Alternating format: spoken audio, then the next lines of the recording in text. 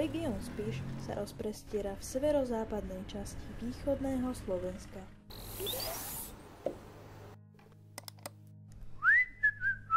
Na Spiši je na pomerne malom území veľa turistických lákadiel. Jedným z nich je aj Spišská Sobota, ktorá nikdy nemala právo na stavbu hradieb a preto pospájali hospodárske budovy a vytvorili tak prstenie z budov. Vnútri týchto provizórnych hradieb sa v sobotu usporadoval trh a nachádza sa tu aj najstaršia budova Soboty, kostol svätého Juraja z 13. storočia. Interiér kostola doplňajú nádherné oltáre, jeden aj z dielne majstra Pavla z Levoče. Tatranská Javorina. Táto obec sa nachádza v Belianských Tatrách neďaleko poľských hraníc. Jej rozvoju pomohlo nemecké knieža Christian Hohenlohe, ktorý veľmi rád poľoval a učarila mu krása slovenskej Javoriny. Jeho poľovnícky revír s neporušenými lesmi sa neskôr stal jedným z kmeňových území Tanapu. Postavil tu pekáre na chlieb z cudzokrajných ingrediencií, ktorým krmil zver. Ale najmä postavil poľovnícky kaštiel a neskôr aj katolícky kostol svätej Anny.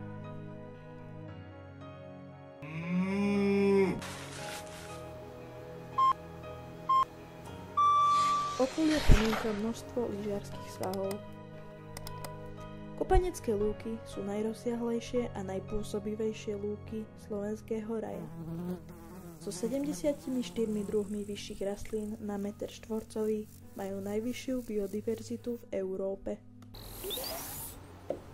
Markušovský skalný hríb je dôkazom, že obrovské huby nerastú iba v lesoch pri Černobyle. Ide o najkrajší hríbovitý skalný útvar na Slovensku a zároveň najväčší skalný hríb v Európe.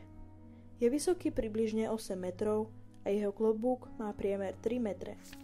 Slepenec, z ktorého je noha, je menej odolný ako pieskovcový klobúk a preto sa rýchlejšie rozpadá.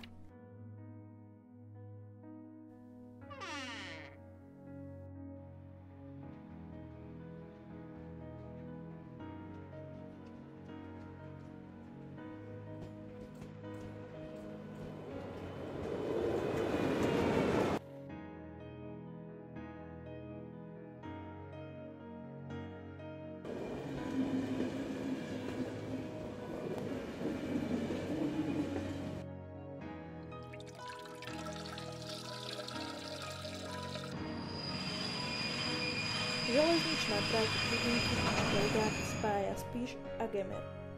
Trať prechádza jednou z najkrajších oblastí Slovenska. Boli tu vybudované technicky najzaujímavejšie železničné objekty na Slovensku. Z 19 km sa až 3,4 km nachádza pod zemou. Jeden z tunelov je vykopaný do špirály. Trať prechádza popri priehrade Baltlanská Maša a za pozornosť stoja aj 2 viadukty. Kométa je historická električka, ktorá premáva na koľajniciach vo Vysokých Tatrách. Keď sa rozhodlo, že železnice budú prevádzkované aj v zime, malá a veľmi stabilná električka so silným motorom odhrňala sneh.